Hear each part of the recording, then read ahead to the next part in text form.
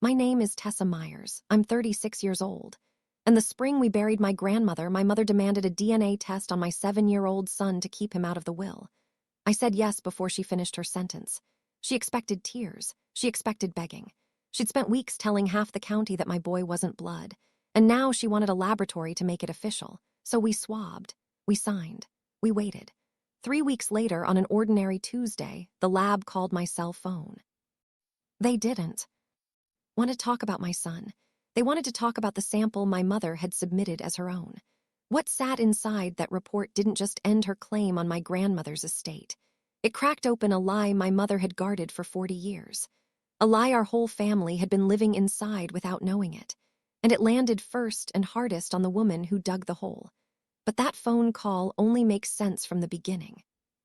From what my mother tried to take, and how carefully she built the trap that caught her.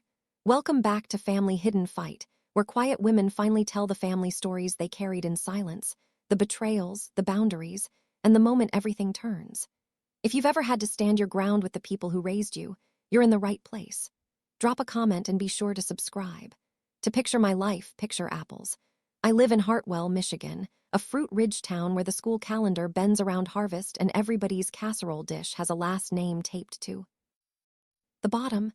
I've been a pediatric nurse for 12 years. I've been a widow for 3. My husband Ryan hit black ice coming home from a job in 2023. And since then, it's been me and our son Caleb, who is 7, loves grafting knives more than video games and works twice as hard as any kid I know just to get a long sentence out. The center of my world was never my mother's house 2 miles away. It was my grandmother's farmhouse, white clapboard, and 140 acres of orchard 4 miles out on Herrick Road. Ruth Herrick raised apples for 60 years and raised me on the side every summer, every broken season of my life.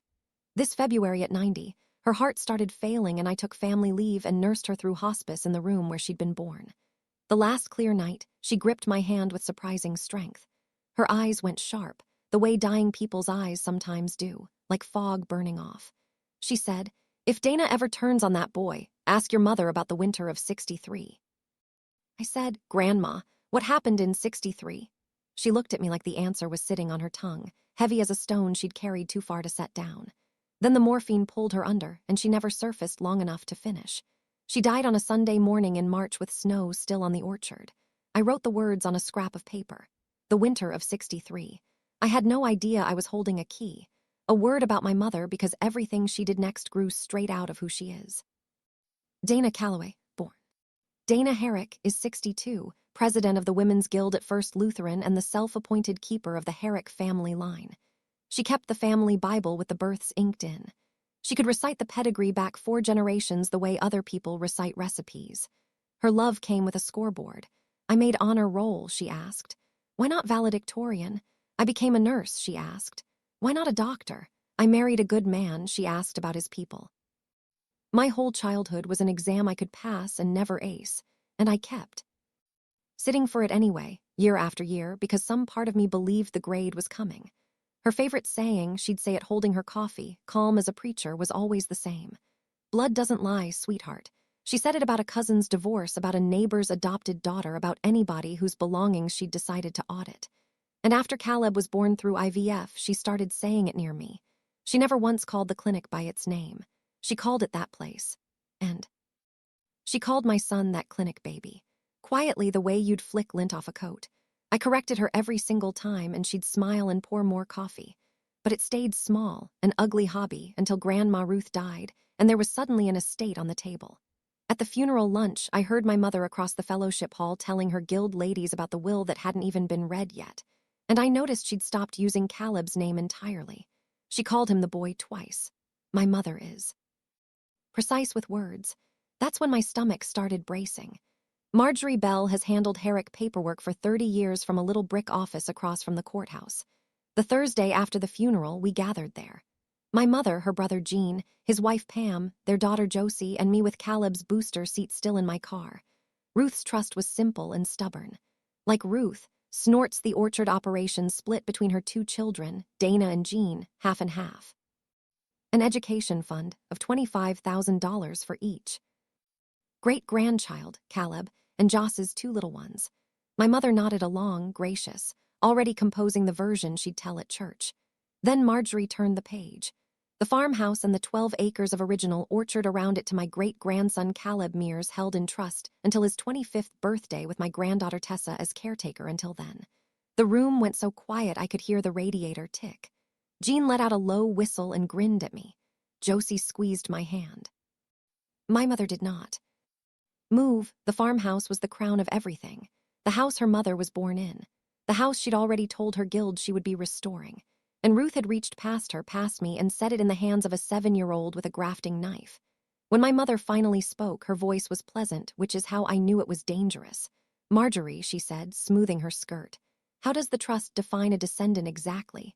Marjorie glanced up over her glasses. There was a pause I didn't understand yet. A pause with a history in it. Walter added language back in '98. Marjorie said carefully. It reads descendants of Walter and Ruth Herrick by blood. My mother smiled at the table. There it is, she said softly. There it is. She invited the whole family for what she called a healing dinner the next Sunday at her house. Pot roast and good china. And she waited until the pie was served to start the surgery. Caleb was in the den with Josie's kids watching cartoons mercifully out of earshot. My mother set down her fork and announced that before anybody transferred a house to anybody, the family deserved certainty. You all remember Tessa went through that place in Grand Rapids. She said the shots, the lab dishes, all of it. And you've all seen the boy's strawberry blonde in this family. She let it hang there like she'd proven a theorem. Then she said she'd found a pamphlet years ago at my own kitchen counter, a brochure about donated embryos from that place, and snorts that a grieving family couldn't be too careful with a 140-acre legacy.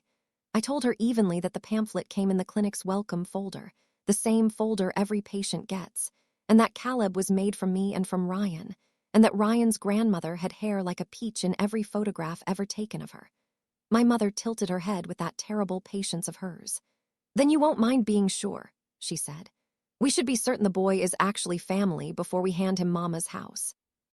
I looked around the table at Jean studying his pie, at Pam blinking, at Joss's husband suddenly fascinated by his napkin, and I waited for one grown adult to say the obvious out loud that a woman was auditing her own grandson's veins over dessert. Nobody did. The furnace hummed. Somewhere in the den, a cartoon laughed, and I understood I was going to be standing in this alone. Here is what my mother was spitting on. For anyone who hasn't lived it, Ryan and I married in 2015 in Ruth's orchard. Under trees so heavy with blossom, the photographer kept laughing. In 2016, I had an ectopic pregnancy that ruptured on a Tuesday night shift, and I lost the pregnancy, a fallopian tube, and almost my life on a table at my own hospital. We saved for 2 years after that. In 2018, we did IVF in Grand Rapids. My eggs retrieved from my body while Ryan held my hand and made terrible jokes about the paper gown. My embryo transferred fresh that same season. I have never been more certain of anything than I was of the origin of my son because I paid for that certainty in needles and grief. Caleb was born in March of 2019, and Ryan cried so hard a nurse brought him juice. So no, the rumor didn't scare me on the facts. But I'm not naive about how rumors work, and I'd already acted once.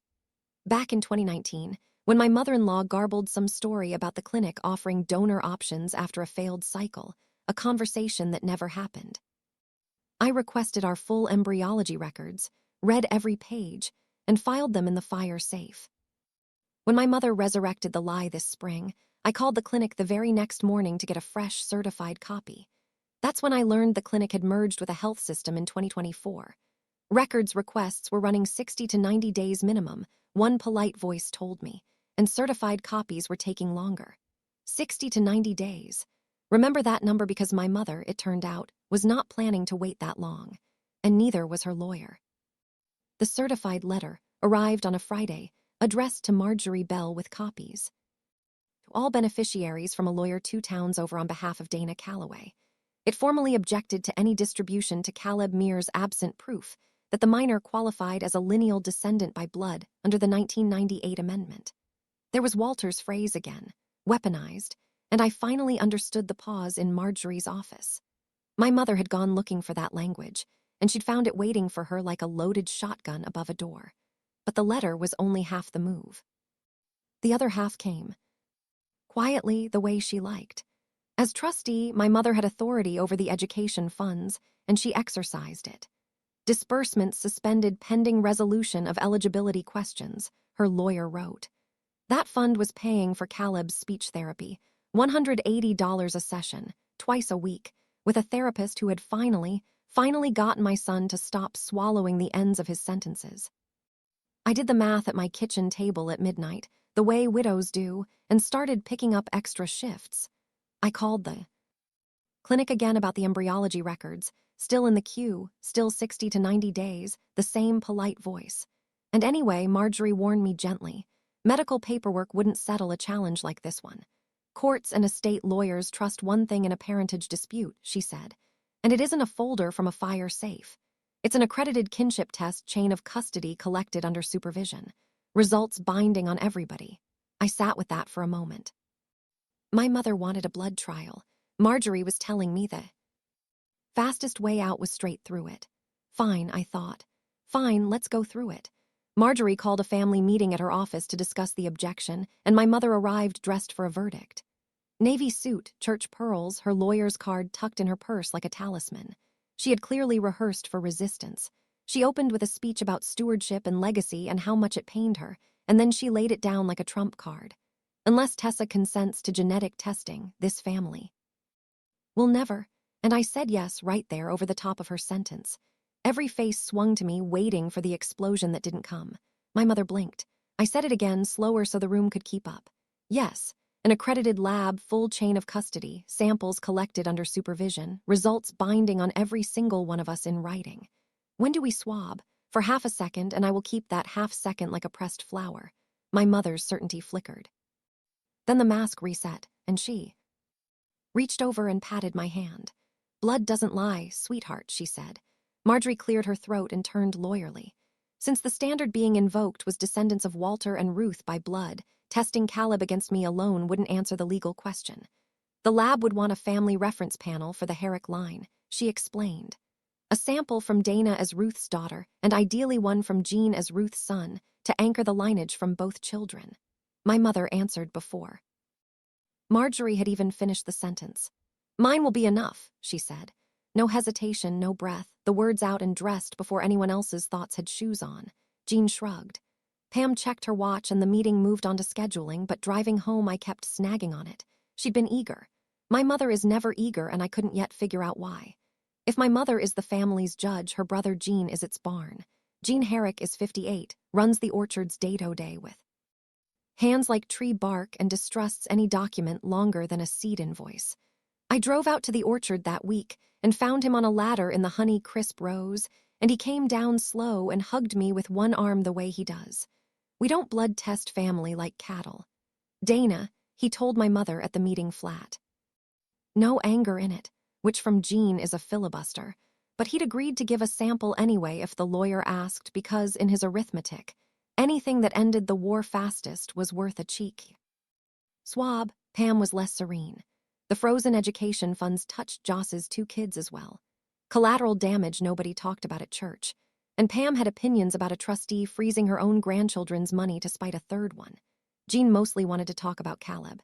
He'd promised the boy they'd graft the old wild rose come spring, teach him to set aside properly. And Jean keeps promises the way other men keep trucks. Before I left, he wiped his hands and said something that snagged me and stayed. You know, when we were kids, Mama used to disappear every December, he said, just for a day. Took the car, told nobody. Dad never asked, so we never asked. I used to figure she was mourning somebody. Never did learn who. He shrugged and went back up the ladder, an easy man at ease. No idea. He just handed me a puzzle piece. December, every year, a grief with no name on it. I put it on the shelf in my head next to the winter of '63, and the shelf creaked. 9 days before our collection appointment, my mother came to my house alone. She sat at my kitchen table, accepted coffee she didn't drink, and slid a folded check across the wood like a woman feeding a parking meter. $40,000. Her terms were dressed as kindness. I would decline the farmhouse on Caleb's behalf quietly, no test needed, and the family would knit itself back together, and she would personally see the education fund released by Monday.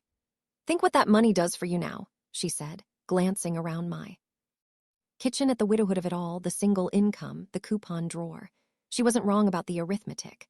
$40,000 was a year of therapy sessions, a new roof, oxygen. That's what made it obscene. I turned the check around with one finger and slid it back. I asked her the question I'd been carrying since Marjorie's office. If you're so sure he isn't blood, why are you paying to stop the test? The pleasantness dropped off her face like a shelf of snow off a roof. For a second, I saw something. Underneath, I didn't have a name for yet. Not anger. I see anger every shift. Parents in emergency rooms have taught me all its faces. This was older and colder. It looked, if anything, like fear that had learned excellent posture. Some things don't need a lab, Tessa, she said, gathering her purse. They need to stay closed. Then she was gone, heels crisp on my porch steps, leaving her coffee full and her sentence open. I stood at the window watching her tail lights and realized I'd stopped asking whether my mother believed her own rumor. I'd started asking what else she knew that I didn't. I didn't sleep that night. I sat at the kitchen table with two piles in front of me, the practical and the true, and let them fight. Take the check. And Caleb keeps his therapist and loses something I couldn't buy back.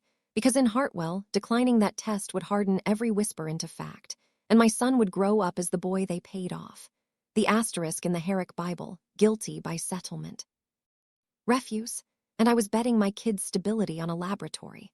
Around 3:00 in the morning, I caught myself rehearsing how I'd explain the check to my mother's satisfaction, polishing my answers for her scoreboard the way I'd done my whole life. And something in me went very still and very tired. I was 36 years old and still sitting her exam. That more than anything is what decided it. Monday morning, I walked into Marjorie's office and signed the stipulation. Accredited lab, supervised. Collection, results delivered to all counsel, entered into the estate file, binding on every party, no withdrawals once samples were taken. My hands were steady. I want that noted somewhere because everything after this point happens because of that signature. Mine freely given, eyes open. My mother signed the same document 2 days later, and I'm told she used her good pen. If you've ever had to prove your own child to your own mother, then you know exactly why my hands didn't shake. And I'd genuinely like to hear about it in the comments, because for years, I thought I was the only one. And stay with me here, because the trap my mother spent all spring digging for a 7-year-old was about to be inspected, certified, and stepped in by the woman holding the shovel. While we waited for the appointment, my mother fought the war on the front she knows best, which has nothing to do with laboratories. Hartwell has one grocery store, 2 churches, and a carousel of casseroles, and information moves through it faster than the flu. She never said anything actionable. She'd just go sorrowful in the produce aisle. We're praying for clarity about the little one. You know how these clinics were. And let the town's imagination invoice me for the rest. Within 2 weeks, the mother of one of Caleb's classmates uninvited him from a birthday party with a text so carefully worded it could have been notarized. A woman from the guild touched my arm by the pharmacy counter and said with real kindness that whatever came out, God loved even the mix-ups. My son, a mix-up delivered with a pat in the tone you'd use for a casserole that didn't set. I went home and scrubbed my sink until my knuckles ocked. Here's the thing they don't tell you about a smear campaign in a small town. Fighting it feeds it. Every correction becomes a scene. Every scene becomes a story. Every story has my son's name in it. So I did my shifts, showed up to school pickup with my chin level, and smiled at women who'd already voted.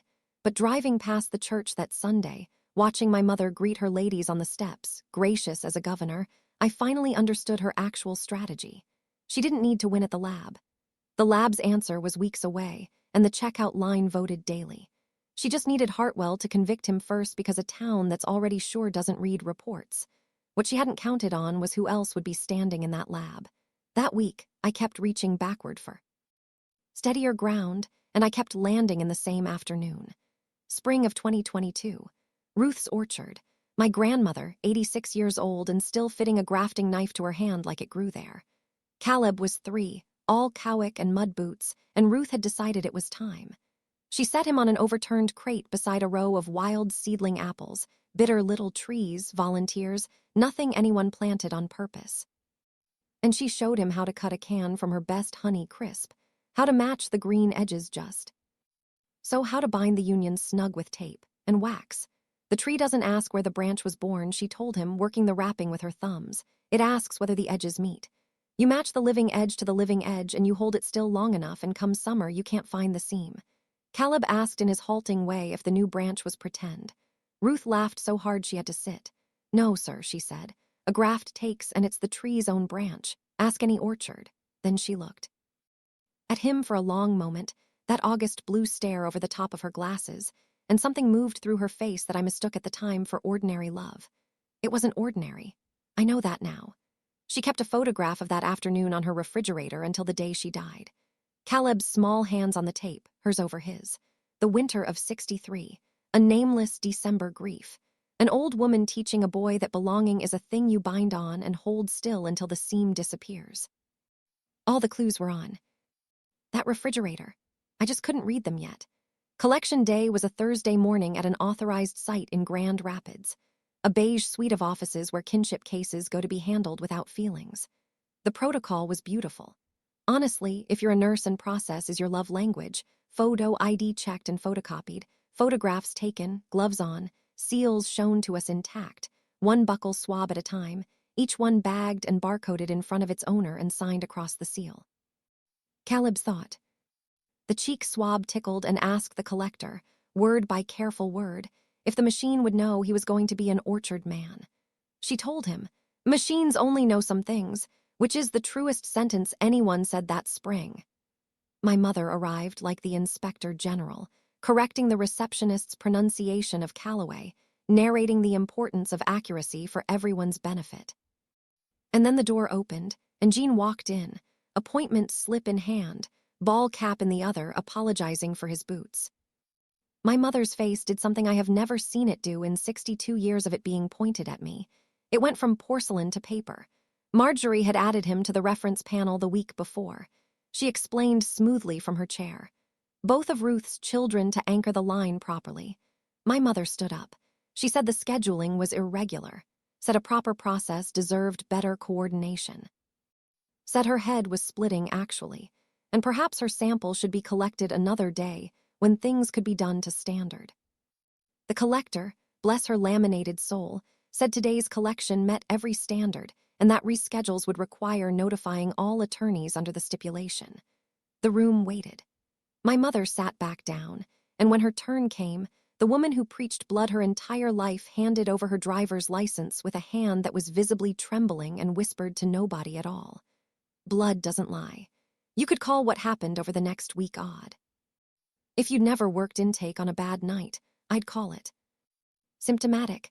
My mother telephoned the laboratory twice that I know of, with questions about procedure, who reviews the raw data, whether reference samples are compared to each other or only to the child, whether a family could simplify the analysis by withdrawing one of the reference samples purely to reduce confusion. The lab, of course, told her nothing beyond the brochure language and referred her to counsel. I know all this because Marjorie called me dryly to relay the fourth question, the one aimed at her. Whether the stipulation allowed a party to pull a sample after collection. It does not. We wrote it that way on purpose, Marjorie said, and I could hear her eyebrows over the phone. I did my own due diligence because I don't sit quietly with loose ends. I asked Marjorie point blank whether a sample could be tampered with, swapped, or contaminated between that beige office and the lab bench. She walked me through the chain of custody, sealed, signed, logged, scanned at every handoff, and I checked the accreditation myself on a night shift break the way I'd check a medication I didn't recognize. The process was sound. That was exactly what unsettled me, because here's the clinical picture. If you laid it on my triage desk, a woman demands a test publicly for months. The test is granted on her terms. And the moment a second reference sample enters the frame, she develops a migraine, questions the calibration, and asks hypothetically purely for simplicity. How to take her own evidence back out. People who are certain don't ask to unring bells. People who are cornered do. The waiting might have stayed almost bearable if the war had kept to the grown-ups. It didn't. On a Wednesday, Caleb came off the school bus with his backpack hugged to his chest like a shield. And he didn't talk through snack. And he didn't talk through dinner. And at bath time, it finally came out in pieces. The way hard things always come out of my son. A bigger kid, a cousin of a cousin on Joss's side, repeating kitchen table talk, had told him at recess that he wasn't real family and that everybody was getting a test to prove it. He asked me if the test could take the orchard away. Then he asked, and this is the sentence that took the skin off me, if the test could take me away. I have delivered terrible news to parents in small rooms for 12 years, and I have never needed my training the way I needed it sitting on that bathroom floor. I told him the truth in his language. I told him about the wild rose and the honey crisp. The living edge. Matched to the living edge. I told him what great-grandma Ruth said and made him say it back to me until he was grinning through it. A graft takes, and it's the tree's own branch. Ask any orchard. He fell asleep holding the roll of grafting tape Jean had given him, the way other kids hold a stuffed animal, and I sat in the hallway outside his door for a long time. I've held a lot of small hands on my ward. That night I held my son's, and I made a promise with a dial tone hum to it. Whatever that lab found, he would never again be the one on trial. 3 days later, my phone rang with a Grand Rapids number. It was a Tuesday, late afternoon, 3 weeks almost to the hour since collection day. I was still in scrubs in the hospital parking lot, keys in one hand, phone in the other. The woman introduced herself as a case manager with the laboratory, verified who I was, and then said the sentence I'd been bracing against for a month. Mrs. Mayers, the analysis involving your son is complete, and I want to reassure you. Right away, that is not why I'm calling. I actually laughed, one dry cough of relief before her tone registered. Then she chose her words the way people walk on ice. Snorts in processing the case, she said. One of the family reference samples produced an unexpected result. Under our procedures, we've rerun and confirmed it, and we're required to verify certain information about the donor of that sample before the report is released. The full report goes to the attorneys of record this week. I asked what unexpected meant. She said she wasn't able to discuss findings by phone. I asked, my voice sounding very far away, very professional, a nurse's voice. Which reference sample? There was a pause, a shuffle of paper, the sound of a decision being made about how much was already mine to know. The sample submitted as the reference for Mrs. Herrick's daughter, she said. The daughter reference, my mother. I stood in that parking lot while the sky did absolutely nothing dramatic. No thunder, no wind, just a Tuesday in Michigan going about its business. And I felt the entire chessboard rotate underneath every piece on it. My mother had demanded this test to prove my son didn't belong to her family. The lab had no questions about my son. The lab had questions about her. I drove home very slowly, and I did not call her. That night, after Caleb was asleep, I sat at the kitchen table and worked the problem like a lab panel, because that's what my hands know how to do with panic. Option 1, a swap. Somebody's sample mislabeled. My mother's swab confused with a stranger's. I'd watched every seal go on. Photographed, signed, barcoded in front of us. Chain of custody wasn't a rumor to me. I'd verified the accreditation myself. Unlikely. Option 2, lab error. Possible anywhere, but the case manager had said rerun and confirmed, and labs don't call attorneys of record over a hiccup they can quietly fix. Unlikely. Option 3 was the door I kept walking past without opening.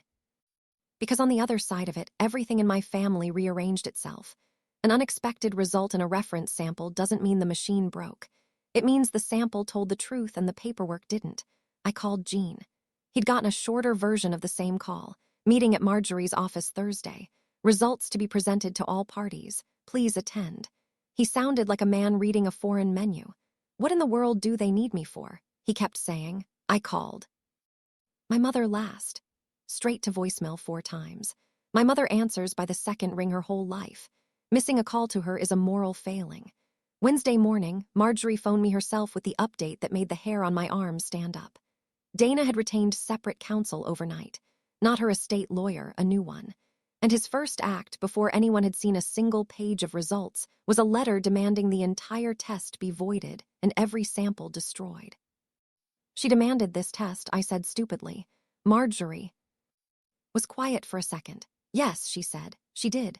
Thursday, 10 in the morning. Marjorie's conference room, coffee. Nobody drank. Jean and Pam on one side of the table, me on the other, and 2 empty chairs where my mother wasn't.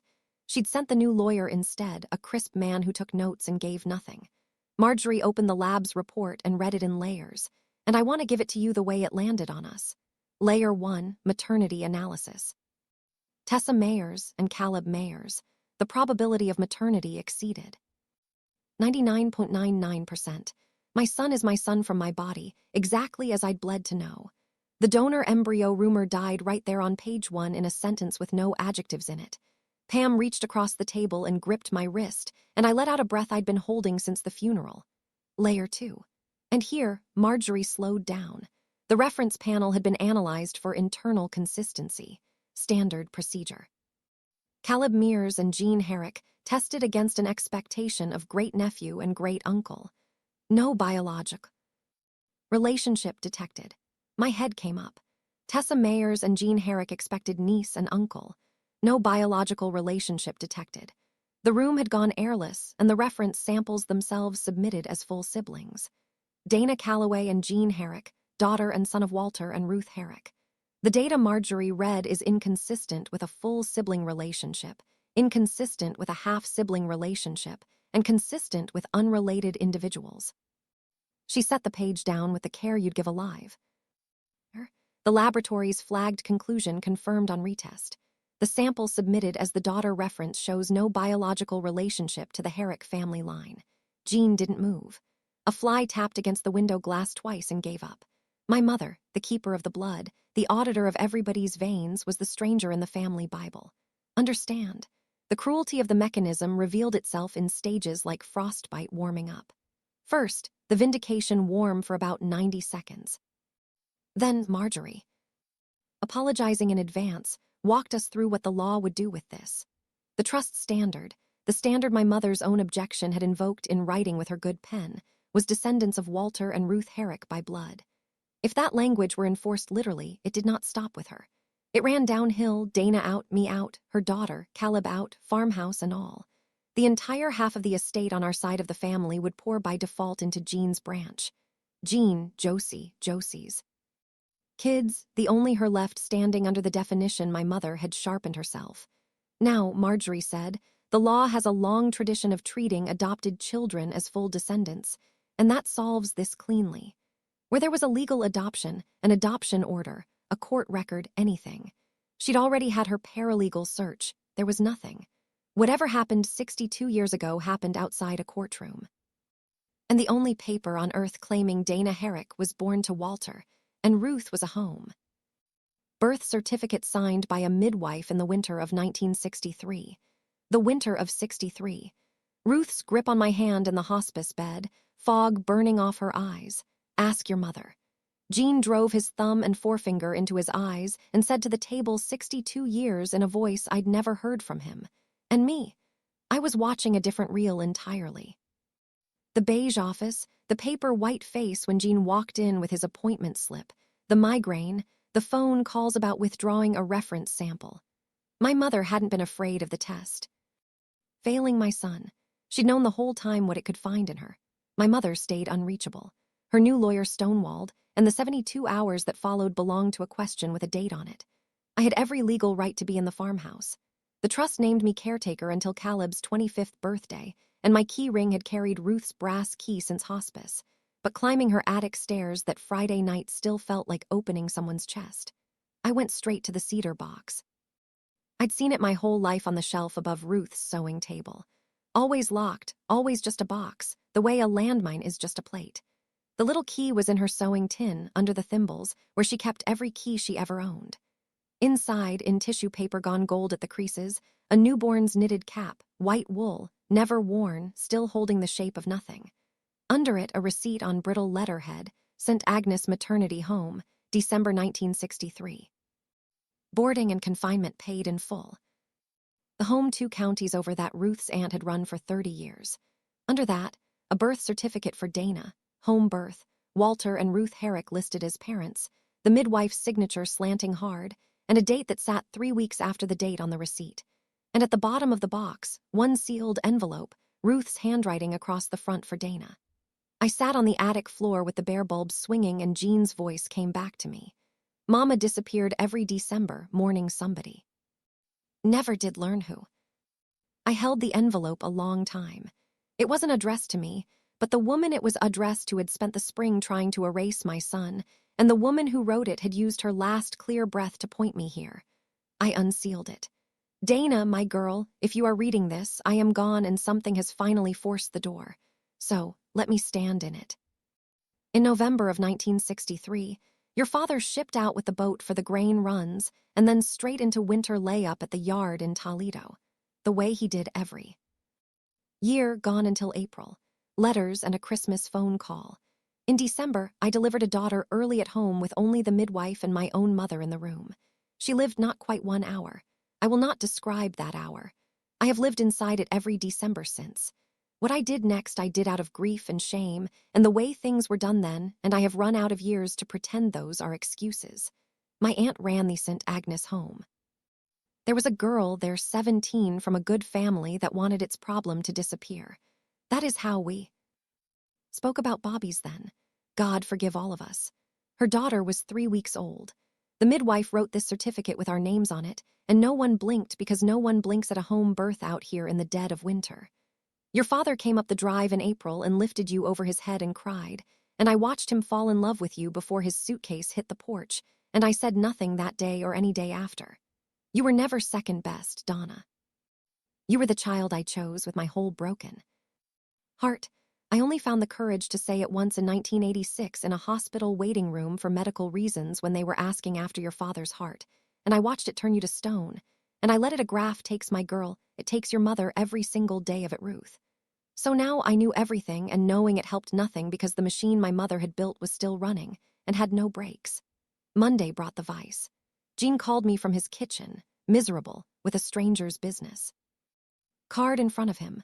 A lawyer named Bram Hollies had driven out to the orchard, sought Gene out, not the other way around, having heard, the way lawyers hear, that the estate had developed an interesting genetics problem. Hollies's pitch was simple as a cleaver. Enforced the blood standard Dana herself had invoked, and Gene's branch takes the entire trust. Every acre, the farmhouse, all of it, he'd already drafted the motion. It was sitting on Gene's table next to the salt shaker, needing one signature. And here is what that piece of paper actually meant, laid out plain. If Gene signed, my mother would be dismantled in a public courtroom. Her birth certificate picked apart. St. Agnes subpoenaed. 62 years of her life read into a record any neighbor could pull. But the same motion took the farmhouse from Caleb. The same standard that unmade her, unmade my son and me. In the same sentence, Gene knew it too, and it was tearing him up. 40 years. She looked at me across a table, and let me call her my sister, he said. And his voice cracked in the middle of it and then went quiet, ashamed of its own anger. I don't want her scalped in a courthouse, Tessa, and I won't take that boy's trees. But Pam's watching Joss's kids get frozen out all spring, and this man says it's all or nothing. Marjorie, when I relayed it, was blunt. Get everyone to a table in 72 hours, she said, or this goes somewhere none of you can steer it. My mother had been missing from every phone and every doorstep for 2 days when I finally thought like her daughter instead of like her opponent and drove to the cemetery behind First Lutheran. Her sedan was parked on the gravel loop, engine off in front of Ruth's grave. The sod still seamed, the headstone so new it looked embarrassed. She wasn't at the grave. She was in the car, hands at 10 and 2, staring through the windshield at a spot 3 rows over. And when I followed her line of sight, I found a marker I must have walked past 100 times in my life. A small stone. Flush to the ground. No name, just a lamb, worn nearly smooth, and a single date. In December 1963, the daughter who lived not quite an hour. Ruth's December errand, kept faithfully for 62 years. I stood beside the car for a while on the outside of the glass, and my mother didn't look at me, and for the first time in my life, I saw her at her true scale. All that pedigree, all that blood doesn't lie. A woman who had spent her whole adult life standing sentry at the gate of a fortress checking papers, because she knew better than anyone alive how easy it was to get in without them. It didn't make me forgive her. My son had cried in a bathtub because of her. There's no exchange rate that settles that, but you can refuse to forgive someone and still decline to burn them. I knocked once on the glass. She rolled the window down, maybe 2 in. Kitchen table. I said, tomorrow 7:00, just us and Mom. Bring your good pen. Then I walked back to my car and let her sit with it. That night, I laid both roads out on my kitchen table, literally 2 legal pads because I am my checklists. Road 1 had a lawyer's momentum behind it, and the town's appetite waiting for it.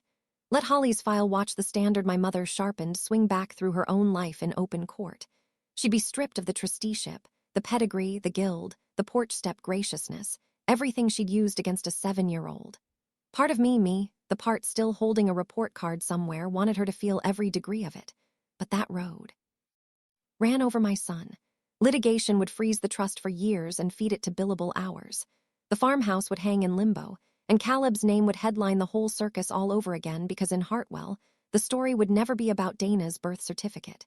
It would be about that family and their tests. Scorched earth doesn't check whose kids are standing in the field. Road 2 had no precedent I could point to. It wasn't in Holly's playbook, and it would never occur to my mother, which is exactly why it could work.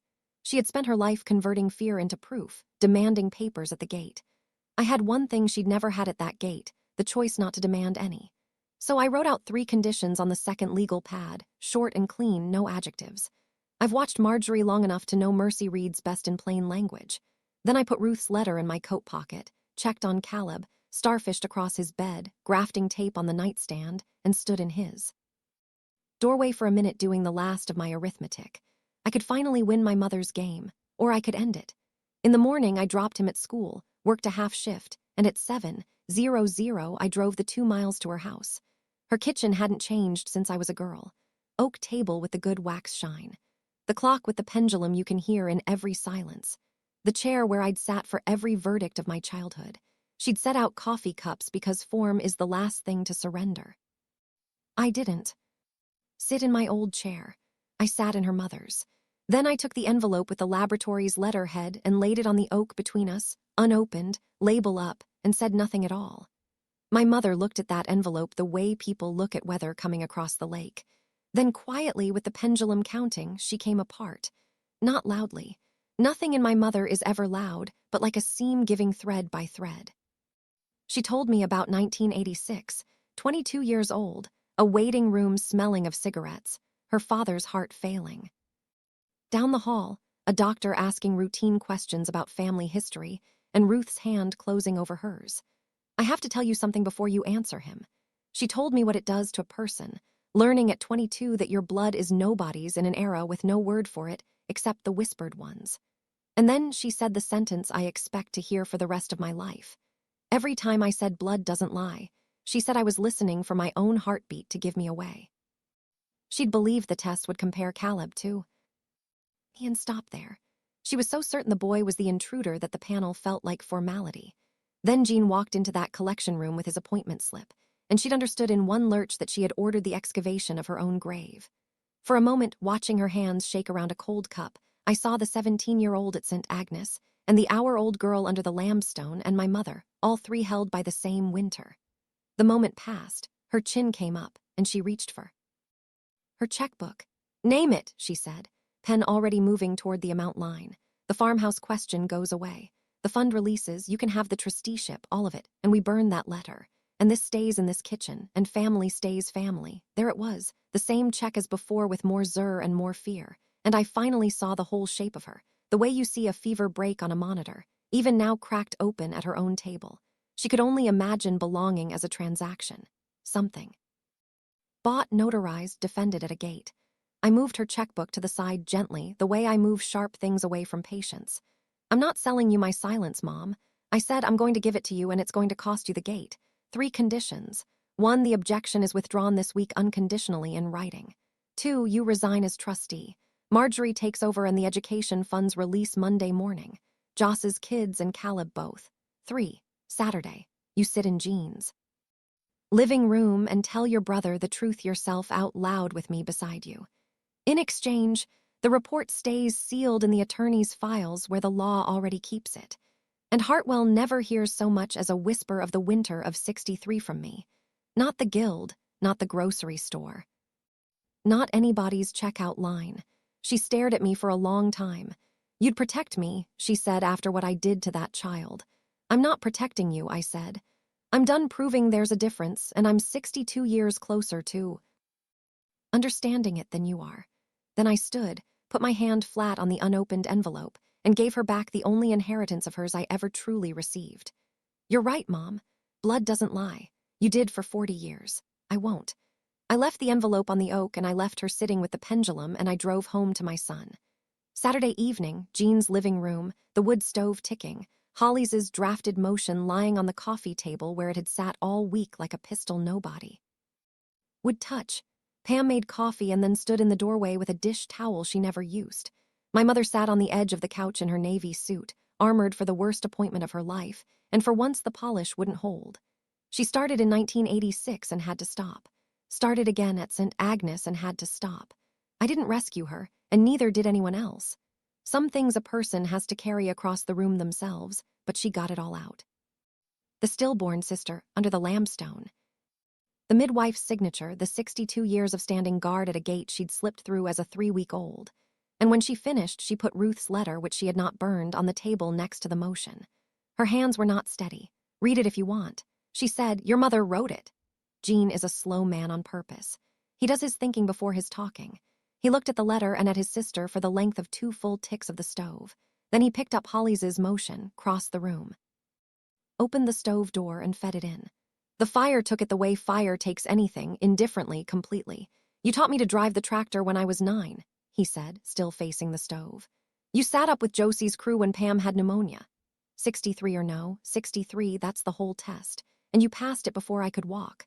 Then his voice went hard for the only second of the night. "But nobody lies in this family again. That's my condition, and it's not negotiable." My mother nodded at the floor. Monday morning in Marjorie's office, she signed everything with her good pen.